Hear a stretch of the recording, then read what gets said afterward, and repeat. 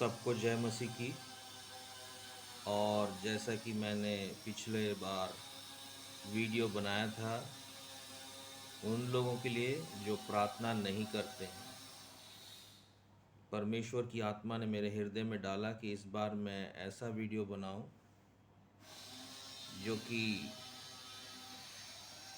उन लोगों के विषय में होगा जो बाइबल नहीं पढ़ते हैं, अर्थात परमेश्वर का वचन नहीं पढ़ते हैं, पढ़ना नहीं चाहते हैं, या उन्हें पढ़ना नहीं आता है, या उन्हें पढ़ने के लिए कहा नहीं जाता है, या आपको बाइबल पढ़ना बड़ा ही पेचीदा कार्य लगता है, बहुत बोरिंग लगता है। तो जैसा कि मैंने कहा, परमेश्वर की आत्मा ने मेरे हृदय में डाला कि मैं इस विषय में भी आपसे बातचीत करूं और समझाऊं कि वचन ना पढ़ने वालों के लिए कितना नुकसानदेह है बाइबल का ना पढ़ना, वचन का ना जानना। चलिए मेरे साथ आप निकाल लीजिए रोमियो की पुस्तक, उसका 10वां अध्याय, उसका 17वां पद।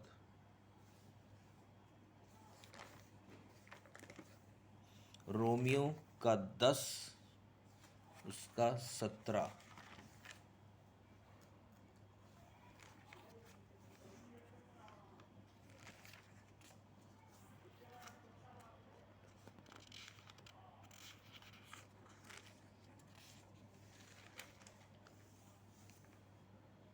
10 का 17।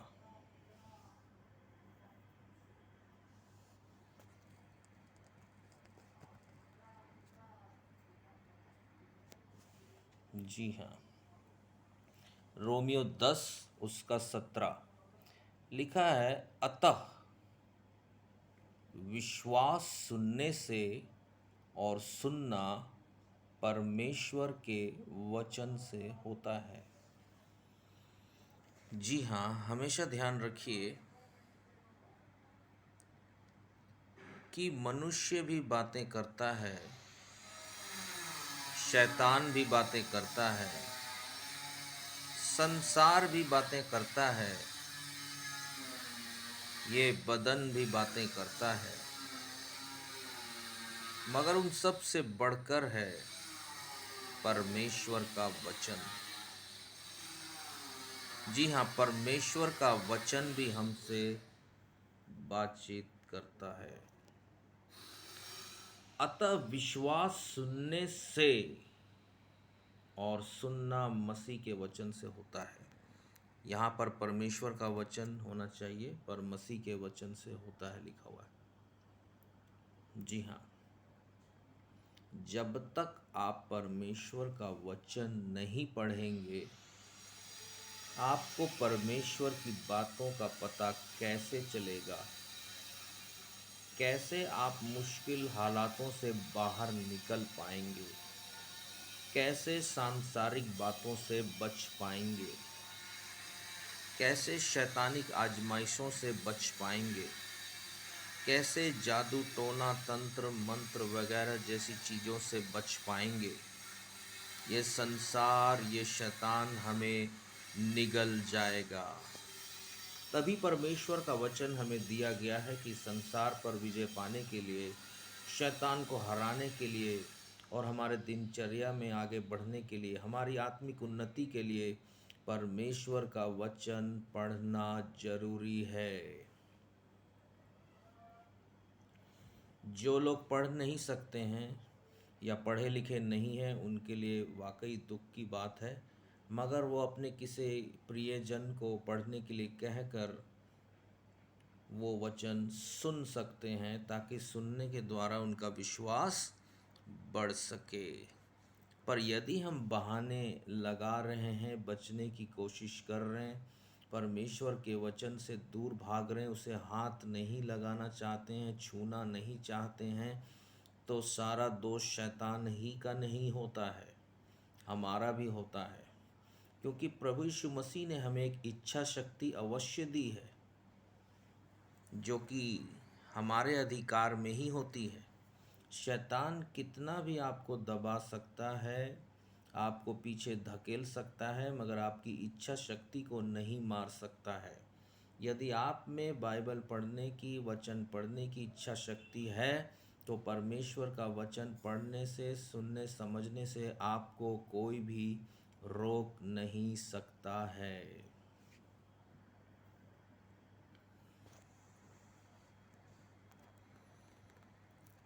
एक और वचन पढ़ेंगे, इब्रानियों की पुस्तक उसका 4:12।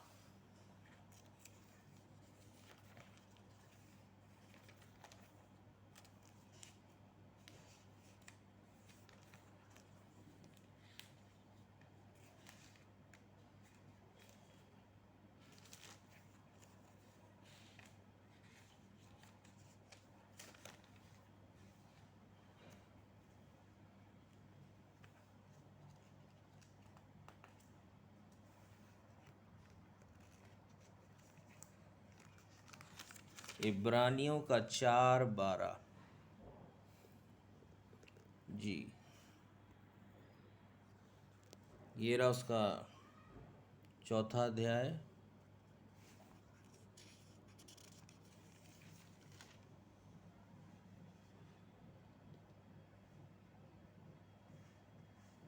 और उसका 12।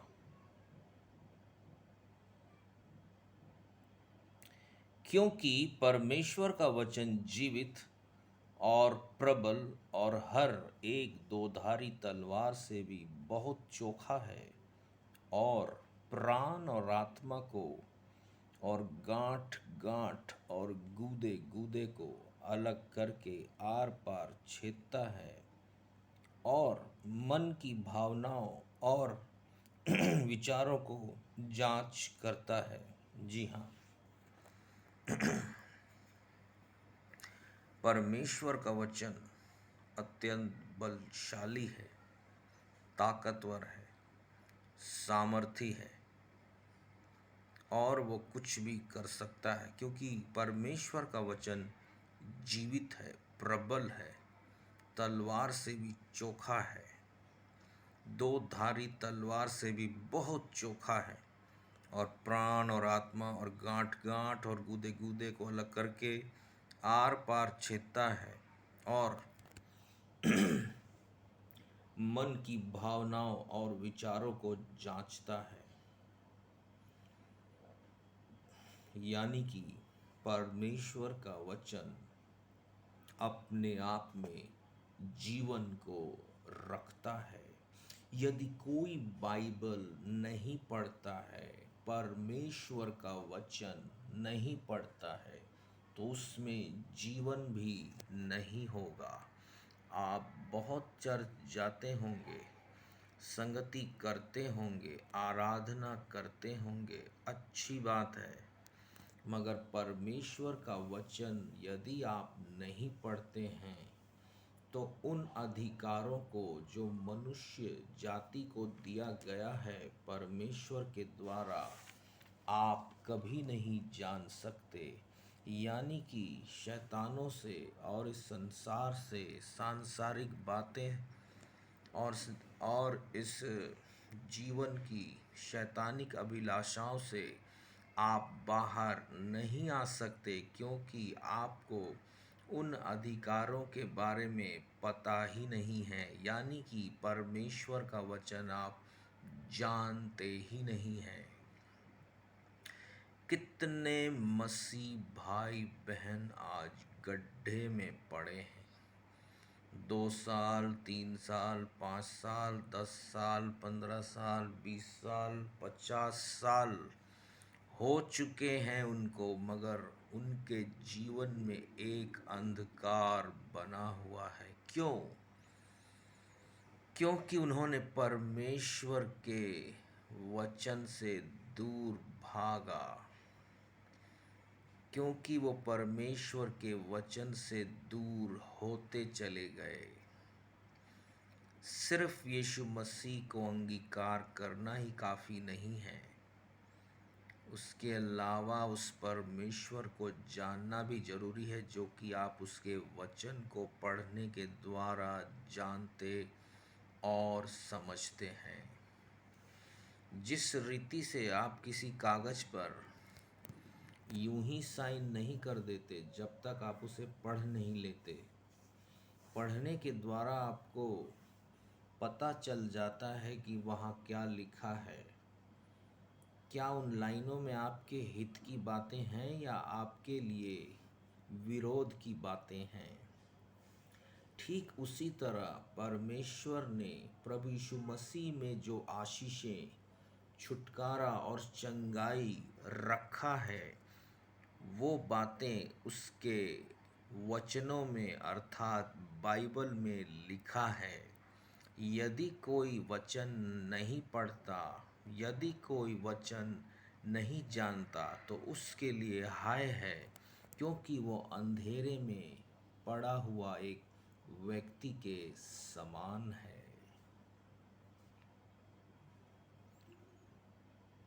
दूसरा तीमुथियुस का 3 निकालेंगे।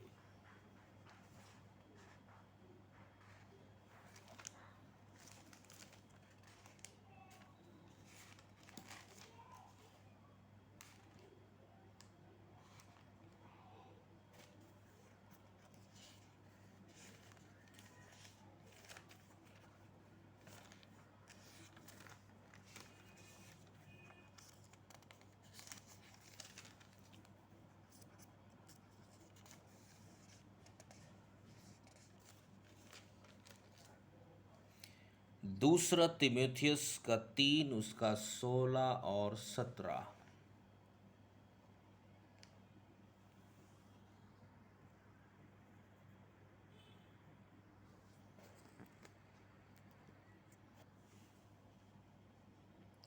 संपूर्ण पवित्र शास्त्र परमेश्वर की प्रेरणा से रचा गया है और उपदेश और समझाने और सुधारने और धार्मिकता की शिक्षा के लिए लाभदायक है, ताकि परमेश्वर का जन सिद्ध बने और हर एक भले काम के लिए तत्पर हो जाए।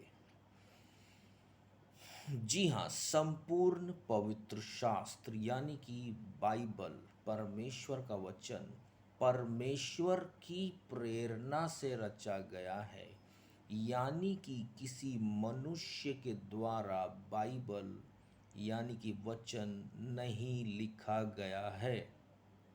और उपदेश यानी कि उपदेश देने के लिए, प्रचार करने के लिए, समझाने सिखाने के लिए और समझाने और सुधारने और धार्मिकता की शिक्षा के लिए लाभदायक है।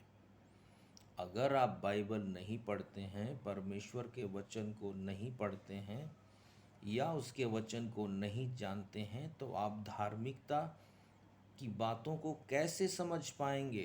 कैसे आप समझ पाएंगे कि हमारा प्रभु यीशु मसीह परमेश्वर का निष्कलंक मेमना है, जो कि पवित्र प्रभु है? उसकी पवित्रताई को आप कैसे समझ पाएंगे? कैसे समझ पाएंगे कि हम शैतान के हाथों से कैसे बचकर निकल सकते हैं? कैसे हमारी बुद्धि आत्मिक उन्नति की ओर चले जाएगी जब हम परमेश्वर का वचन पढ़ते ही नहीं हैं? परमेश्वर का वचन स्वयं परमेश्वर के अनुग्रह और पवित्र आत्मा के द्वारा लिखी गई पुस्तक है।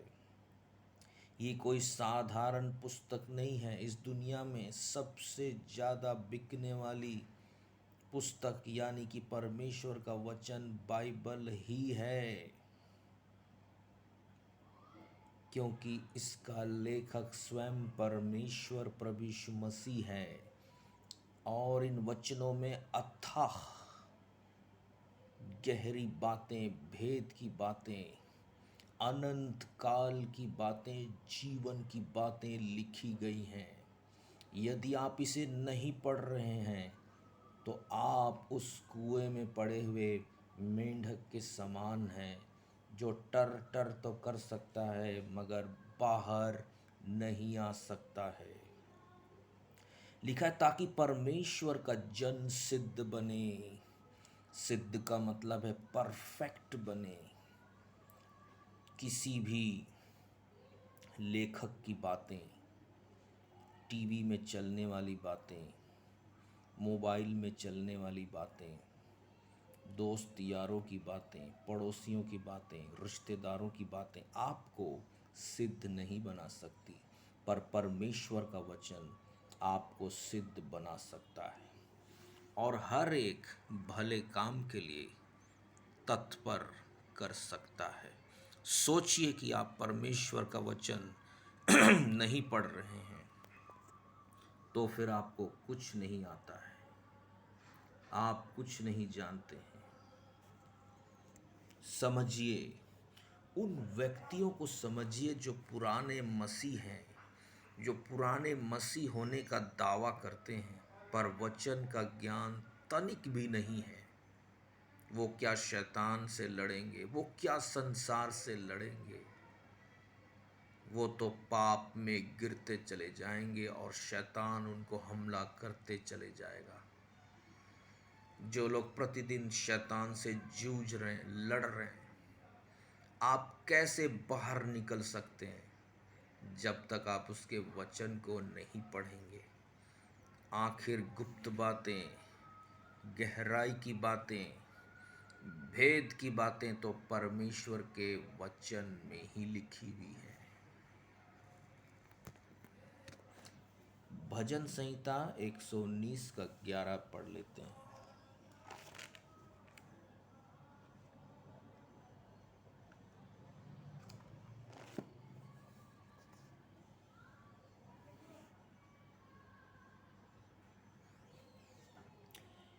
मैंने तेरे वचन को अपने हृदय में रख छोड़ा है कि तेरे विरुद्ध पाप ना करूं।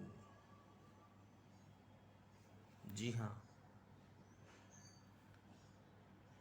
जब परमेश्वर का वचन आपके हृदय में होगा तभी आप किसी गुनाह पाप को करने जाने से पहले उस वचन को याद कर लेते हैं और डर आपके अंदर आ जाता है और उस पाप को करने से आप बच जाते हैं।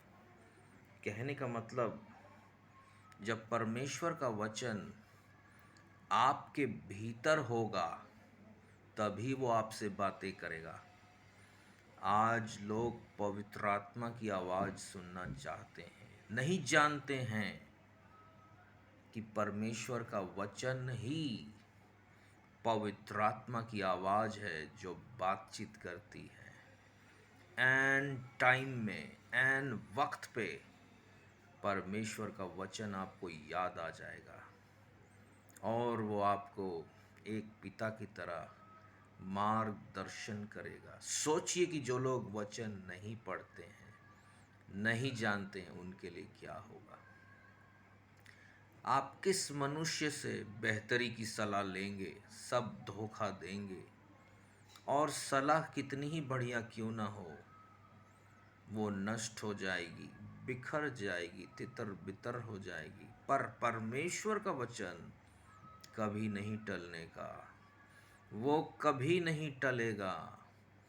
आकाश और पृथ्वी टल जाएगा परंतु मेरी बातें कभी नहीं टलेंगी।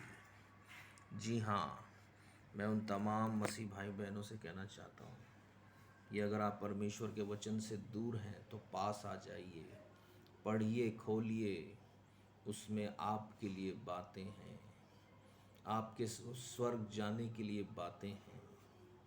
कैसे समझेंगे आप उस परमेश्वर के भेद को, जीवन के रहस्य को कैसे समझेंगे जब आप पुराने नियम में दानियल, मूसा, अब्राहम, यशाया, यर्मिया, यूसुफ की बातें सुनते हैं, पढ़ते हैं। क्या आप समझते हैं कि वो परमेश्वर के वचन को कितनी गहराई से लेते हैं? और जब वो परमेश्वर के वचन को गहराई से लेते रहे हैं, इसलिए उनका जिक्र बाइबल में वचन में पाया जाता है। हमने वचन को तुच्छ जाना, आज इसीलिए हम नाना प्रकार की परीक्षाओं में घिरे हुए हैं, व्यस्त हैं हम, हमारे पास समय नहीं है। हमारे बच्चे बिगड़ते चले जा रहे हैं। व्यभिचार का बोलबाला है, कुछ भी पर्दे में नहीं है, सब कुछ शैतान ने खुले में कर दिया है। पाप जगत में बढ़ता जा रहा है। कैसे बचेंगे, कैसे बचाएंगे जब तक आप परमेश्वर के वचन को नहीं पढ़ेंगे। 9वां पद, जवान अपनी चाल को किस उपाय से शुद्ध रखे, तेरे वचन के अनुसार सावधान रहने से। सोचिए, जो माता पिता अपने बच्चे को वचन पढ़ने के लिए नहीं कहते हैं, तो उस बच्चे का भविष्य क्या होगा? क्या वो सांसारिक नहीं हो जाएगा? क्या वो अपवित्र नहीं हो जाएगा? क्या वो व्यभिचार के फंदे में नहीं पड़ जाएगा? और जिस प्रकार का माहौल है, आप जानते हैं, जिस प्रकार की ये दुनिया है, जो बेपर्दा हो चुकी है, जो अपने तन बदन को ढकना नहीं चाहती है, आज नहीं तो कल उन बच्चों को जो कि परमेश्वर का वचन पढ़ते ही नहीं है, पकड़ लेगी, नष्ट कर देगी, अशुद्ध कर देगी, अपवित्र कर देगी और परमेश्वर के निकटता से बाहर फेंक देगी। इसलिए डरिए, भयभीत होइए, शर्म कीजिए, लिहाज कीजिए उस वचन का, उस बाइबल का जो बहुत पहले आपने निर्णय लिया था, उसके अनुसार पढ़कर चलने का। उसे दोबारा खोलिए, पढ़िए, देखिए, समझिए। उसमें बातें हैं, जीवन की बातें हैं, आपके परिवार के बचाव के लिए बातें हैं। जब तक आप वचन पढ़ेंगे, आप बचे रहेंगे। सांसारिक तीर, सांसारिक बातें, अभिलाषाएं और क्रूरता आपको छू भी ना पाएगी, क्योंकि आपने मन परमेश्वर के वचन में लगाया है। परमेश्वर के वचन में जीवन की बातें हैं। प्रभु यीशु मसीह ने कहा, तुम सत्य को जानोगे और सत्य तुम्हें आजाद कर देगा। सत्य क्या है? परमेश्वर का वचन है। यदि आप सत्य नहीं जानते तो छूट जाएंगे, पीछे रह जाएंगे। सोचिए कि जो लोग वचन नहीं पढ़ते हैं वो कहाँ हैं, उनकी समाज में क्या पोजीशन है, प्रभु की नज़रों में वो कितना मायने रखते हैं। जब आप वचन ही नहीं जानते हैं तो अपने अंदर जीवन को ही नहीं रखते हैं। वचन पढ़िए, अनंत काल के जीवन में प्रवेश करिए।